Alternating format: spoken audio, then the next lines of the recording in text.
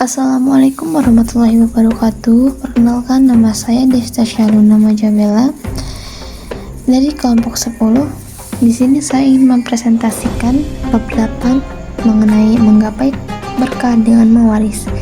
Saya beranggotakan 3 orang dan 2 anggota kelompok saya, Lady Dian serta Laila Fitriani. Simak baik-baik materi yang akan kita sampaikan. 1. Pengertian ilmu mawaris. Istilah waris sebenarnya berasal dari bahasa Arab, yakni dari kata miras.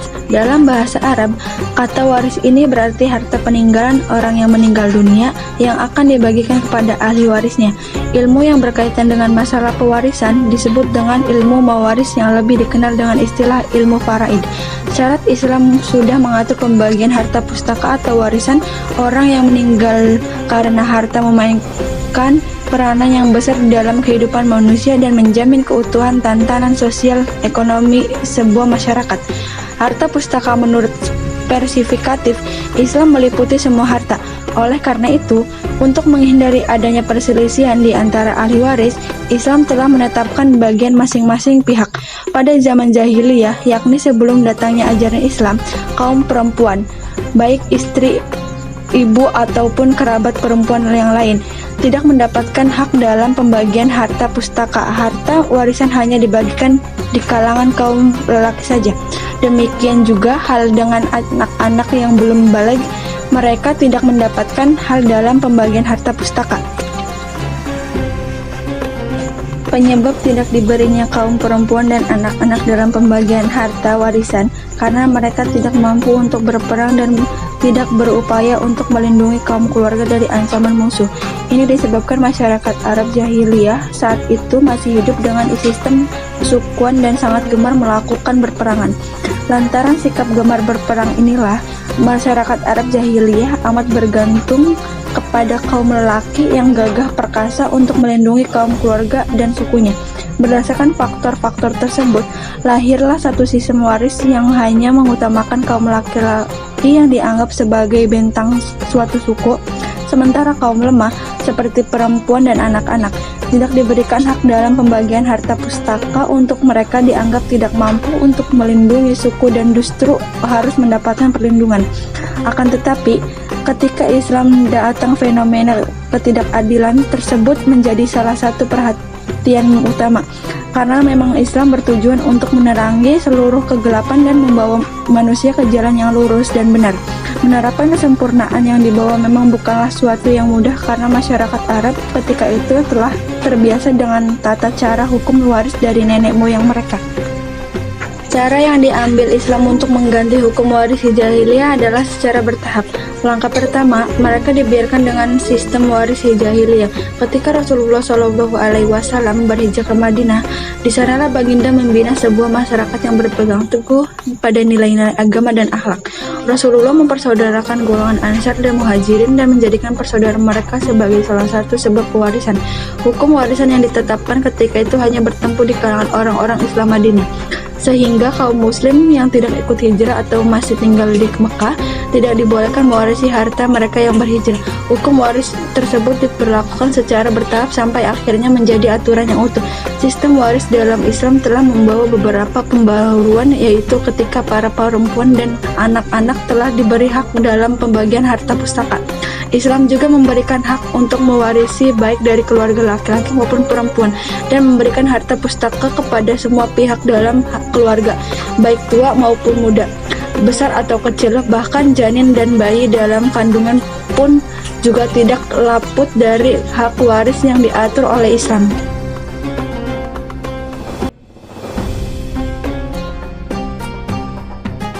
Artinya, Allah mensyariatkan bagimu tentang pembagian pusaka untuk anak-anakmu, yaitu pembagian seorang anak laki-laki sama dengan pembagian 2 orang anak perempuan.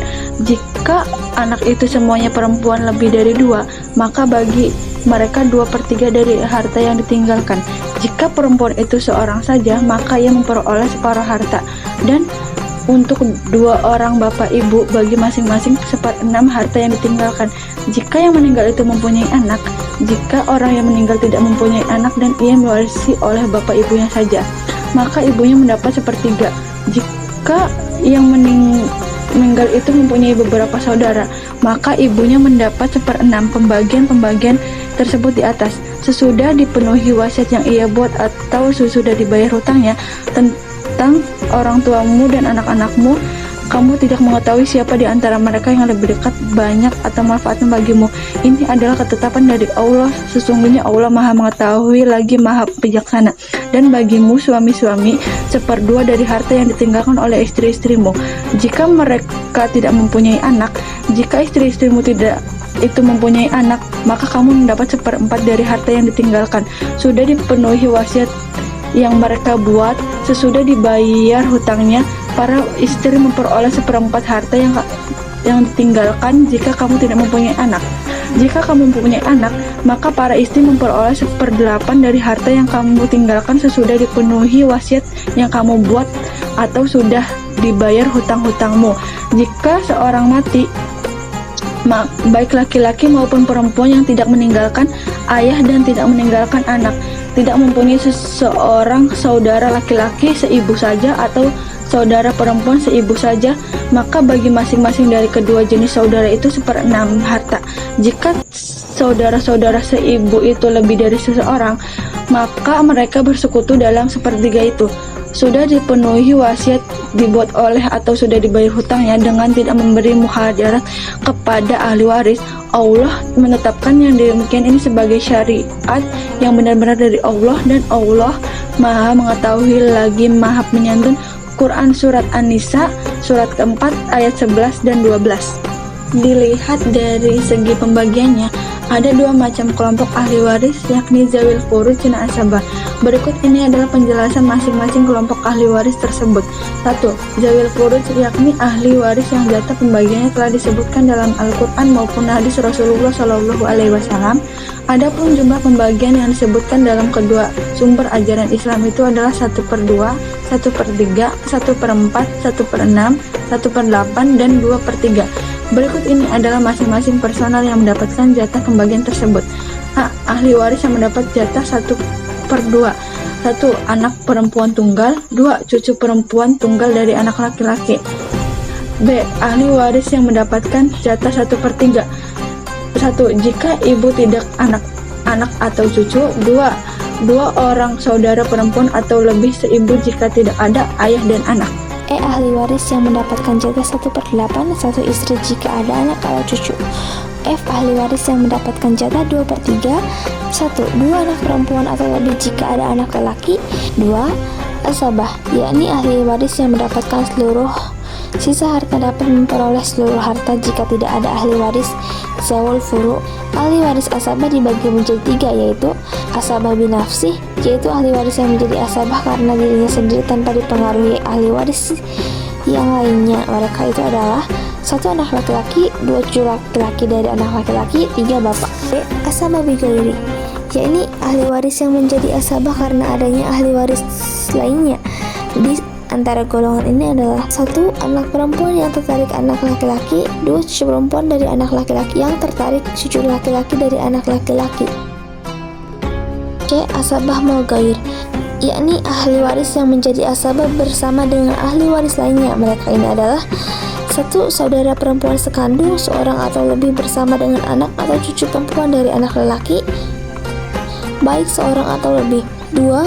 Saudara perempuan sebapak seorang atau lebih bersama dengan anak atau cucu perempuan, baik seorang atau lebih. Akan tetapi perlu diingat, sebelum harta pusaka dibagikan, hendaklah seluruh tanggungan sang mayat dipenuhi terlebih dahulu oleh ahli waris, misalnya utang ataupun tanggungan lainnya. Barulah setelah membayar seluruh tanggungan sang mayat, harta pusaka boleh dibagikan kepada ahli waris. 3. Ahli waris hajib dan mahjub. Ahli waris hajib adalah ahli waris yang dapat menghalangi ahli waris lain untuk tidak mendapatkan harta pusaka, baik secara keseluruhan, hajib hirman, maupun hanya sekedar mengurangi jatah pembagiannya, hajib muksan. Sementara yang dimaksud dengan ahli waris mahjub adalah orang yang terhalangi untuk mendapatkan keseluruhan harta atau terkurangi jatahnya karena adanya hajib. Contohnya, bapak bisa menjadi hajib bagi kakek atau anak, bisa menjadi haji bagi cucu. Sementara ahli waris yang tidak bisa dihalangi oleh siapapun adalah anak, suami, istri, bapak, dan ibu. 4. Hubungan ilmu waris dengan hukum adat. Sebuah masyarakat biasanya ada yang memiliki hukum adat memutuskan berbagai permasalahan yang terjadi antara mereka, termasuk masalah pembagian harta pusaka. Islam termasuk agama yang menghargai hukum adat atau tradisi. Nama tidak bertentangan dengan kaidah hukum Islam, sementara itu hukum adat yang bertentangan dengan syariat harus dikesampingkan dan lebih mendahulukan aturan dalam Islam. Indonesia termasuk negara kepulauan yang memiliki banyak suku bangsa.